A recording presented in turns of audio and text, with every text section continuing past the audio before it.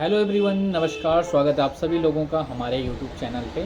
तो आज हम बात करेंगे जो हार्ट के जो पेशेंट होते हैं उसमें कौन सी पेन किलर मेडिसिन दें, कौन सी पेन किलर मेडिसिन नहीं देनी चाहिए।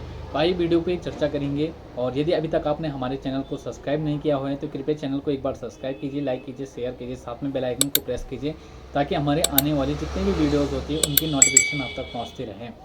तो ये जो कई बार जब हम फार्मेसी कर लेते हैं या हम कोई डॉक्टर का कोर्स कर लेते हैं, बीएमएस वगैरह कर लेते हैं, तो उसमें बहुत सारी जब भी हार्ट के कोई पेशेंट हमारे पास आते हैं, दवाई लेने आते हैं, तो उसमें बहुत सारा कन्फ्यूजन होता है। कोई पेशेंट बाई चांस फार्मेसी पे आता है तो कोई हार्ट का सर्जरी उसका हुआ होता है, वो पेन किलर मेडिसिन आपसे मांगता है या दांत दर्द के लिए मांगता है या कोई भी पेन किलर मेडिसिन आपसे मांगता है, तो आप पे कन्फ्यूजन हो जाता है कि कौन सी मेडिसिन देनी है, कौन सी नहीं देनी है।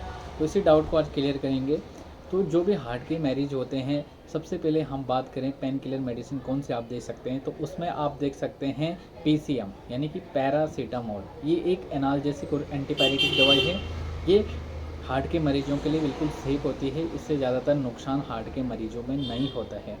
दूसरी जो मेडिसिन डॉक्टर द्वारा दी जाती है वो होती है ट्रामाडोल। ट्रामाडोल तब दी जाती है जब सीवियर पेन होता है। वैसे नॉर्मली आप पैरासीटामोल हार्ट के मरीजों में दे सकते हैं और ट्रामाडोल डॉक्टर के देख रेख में दिया जाता है जब भी पेशेंट को बहुत ज़्यादा सीवियर पेन होता है। दूसरा हम बात करें कि हार्ट के मरीजों में कौन सी मेडिसिन, कौन सी पेन किलर मेडिसिन आपको नहीं देनी चाहिए, तो उसमें जो भी हार्ट के मरीज होते हैं तो इसमें NSAIDs जिसको हम non steroidal anti inflammatory drugs कहते हैं, तो ये जो ड्रग्स के कैटेगरी के अंतर्गत जितने भी मेडिसिन आती हैं उनको हार्ट के मरीजों में नहीं दिया जाता है।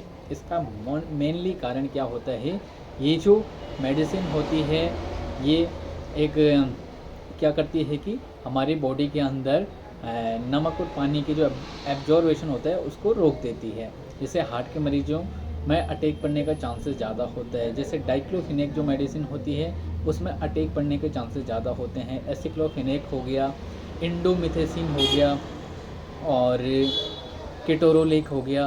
तो ये मेडिसिन आप हार्ट के मरीजों में नहीं दें। विशेषता इस चीज़ का ध्यान रखना है, यदि हार्ट के पेशेंट उसमें कुछ ब्लड थिनर मेडिसिन ले रहे हैं, जैसे आपका एस्प्रिन हो गया, क्लोपिडोग्रिल हो गया, तो उस कंडीशन में हार्ट के मरीजों में आपको ये मेडिसिन नहीं देनी है। कौन कौन सी? आपको एसिक्लोफेनेक नहीं देनी है, इंडोमिथेसिन नहीं देनी है, केटोरोलेक नहीं देनी है और डाइक्लोफिनेक नहीं देनी है।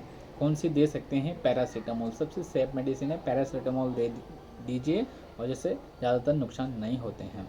तो इसी प्रकार की नेक्स्ट वीडियो के साथ आपके साथ मिलते हैं। वीडियो पसंद आए तो चैनल को करें सब्सक्राइब, लाइक और शेयर। धन्यवाद।